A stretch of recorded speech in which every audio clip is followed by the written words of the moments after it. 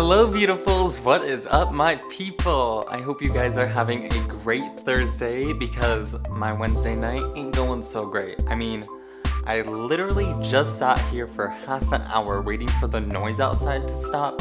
Like helicopters flying around, chasing God knows what. Yeah, but now everything's going great. I'm making this video for you guys so you guys can hear, in my perspective, the 5 hardest parts of being vegan.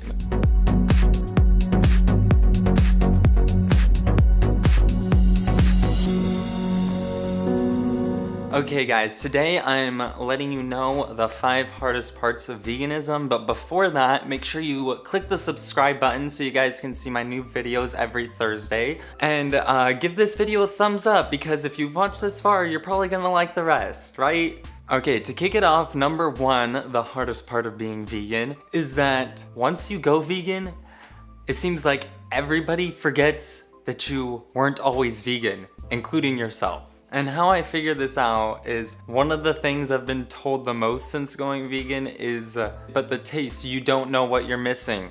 No, I know exactly what I'm missing. I was not vegan for 22 years, so I'm pretty sure I remember those tastes pretty well. But we use plants to season all of these things. So it's not even that the animal flesh tastes good. It's that you're enjoying like the rosemary, the thyme, the oregano, the cumin, the paprika, the salt, the pepper, like garlic, onion. All of your like pork chops, your steaks. See how I'm using quotation marks? It's because all of these words that we use for animal flesh are just euphemisms. It's animal flesh, decaying body part. Like, that's what it is. Everything that you eat tastes like freaking plants. Or they do remember that you weren't always vegan, and then they ask, oh, don't you miss?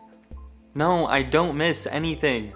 Because there are vegan options for everything. I've had vegan pizza. I've had vegan mac and cheese. I've had vegan burgers. I've had vegan sausages. I've had vegan nachos. There's vegan everything out there. So no, I don't miss anything. Because if it's not vegan, it's not food. Animals are not food. This can't be a thing anymore. Okay, so the second hardest part about being vegan is expectations. And by this I mean all of the expectations that people have for you are gonna be way more than you can ever handle. People expect you to know everything when you go vegan. They expect you to be a scientist, a nutritionist, a fitness expert, a doctor, a culinary expert. They literally expect you to have the answer for world peace. Vegans might not be experts on everything, but we do have a pretty good understanding. I mean, once you go vegan, you start to learn so much more and you care so much more about nutrition and health and exercise. Because of what you're putting in your body, it makes you understand a lot more and care a lot more about everything else. And if you guys do need tips on going vegan, I do have a video that I can link up here, and it's my top 10 tips on going vegan. I really hope that you guys check that out because it could help you in your transition if you guys aren't fully vegan yet. Okay, the third hardest part about going vegan is that it seems like everybody asks you if you can eat every single thing that you put inside of your mouth.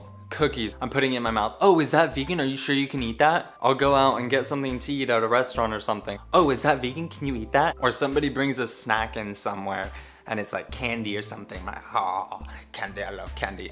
And of course, all the time I'm like, Google, hey, is this vegan? I eat it as soon as I see that it's vegan. And then they come up to me, hey, can you eat that? Is that vegan? Like, I'll be eating an apple. Can you eat that? Is that vegan? I've been doing this for a while. I think I know what I can eat. Vegans eat everything. I mean, everything can be veganized. And I see more and more every day that a lot of things are just accidentally vegan. So just give me the chance to check it out. I'm sure I want to share your food. Trust me, I love food just as much as you do, if not more. Okay, the fourth hardest part about being vegan is the trolls or just people hating on you in general. From the trolls. You know who you are from the trolls, online, in person. I get asked the most random questions No, they're not random at all. I get asked the stupidest questions I have ever heard in my entire life, or just blank statements that don't make any sense. Like when people ask, oh, what if you're on an island and all you can eat is the animals? It's like, can I just eat what they're eating? Or like, what if you're a lion? Well, I'm not a lion. I'm a human being. There's a difference. Or just a blank statement like, plants have feelings. No. Plants have response mechanisms. They're intelligent. They respond to stimuli like light and water and sound, but they don't have brains and central nervous systems. They can't feel, they can't think. Yeah, and the people hating on you in general is astounding to me. Since going vegan, I've been told more times than I can count that I am a horrible person, mean, a terrorist. I threaten and attack people. They're like, oh, are you one of those vegans? What does that even mean, those vegans? Like, people trying not to harm animals? Blows my mind that like every day I'm told that I'm mean or that I'm attacking somebody, and all I'm doing is stating facts. See, because the thing is that people will say, hey, respect my diet choices. That's where you're getting it confused, that it's like a personal choice. A personal choice is like getting almond milk instead of soy milk. Doesn't affect anyone except for you. A non-personal choice, buying the flesh of an animal, because that causes the animal to suffer and die. And it also causes people around the world to suffer and die. And it also causes the planet to suffer and die. You see this suffering and dying? It affects everything.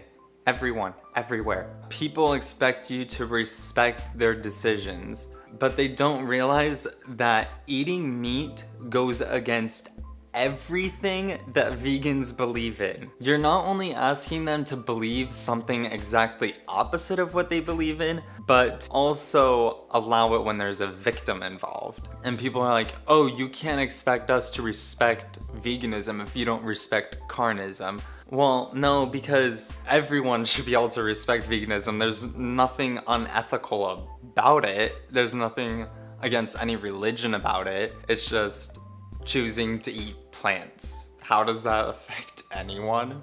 Where eating animals affects everyone. So no, I won't respect your choice, but I do expect you to respect mine. Does that make sense? Am I crazy? Also that these haters, none of them cared at all what I ate, what I did, what I said. Nothing mattered whatsoever before I was vegan. I probably could have like thrown a pig off of a bridge and then started eating it raw on the side of the road and nobody would have cared at all. But now that I'm vegan, everybody cares. Everybody cares. They're like, what about your protein? What about your iron? What about your B12? What about this? What about that? Are you gonna die? Everything matters now. Nobody cared about my food until I stopped eating animals, and now everybody cares about my food.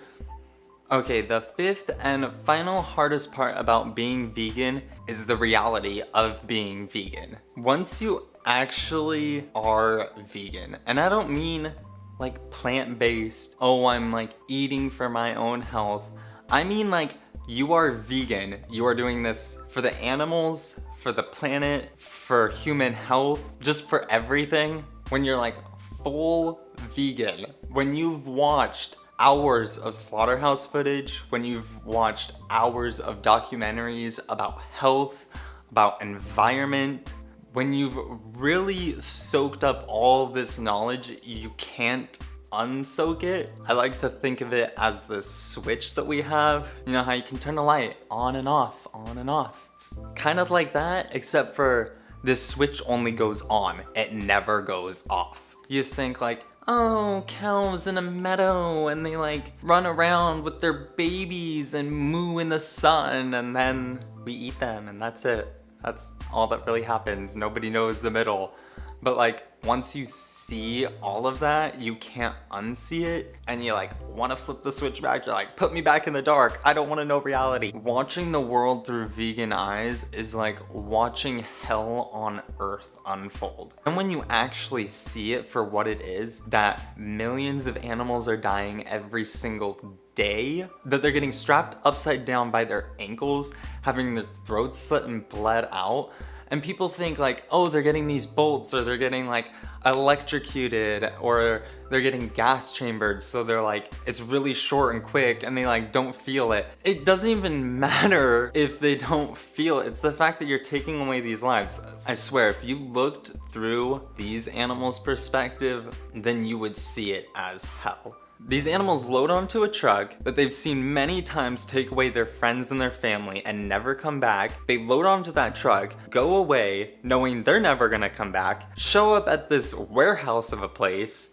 that smells of death. Trust me, they can smell it. If we can smell it, they can smell it. They go in there knowing that their family is dead in there, knowing that their friends are dead in there, knowing that they are going to die in there. And then they like see their best friend die right in front of them, and then their throat gets slit, and then the blood's flowing all over their face, and they just like see tons of their relatives all being dismembered. Could you imagine that if that was humans? If that was dogs or cats? It would be horrific. We literally use pig heads on humans in TV shows and horror movies like American Horror Story to scare people. Imagine what these animals are feeling. I like to reference what Gary Yourofsky said, and it's the fact that if all the animals got together and formed an organized religion, they would have the devil pictured in human form.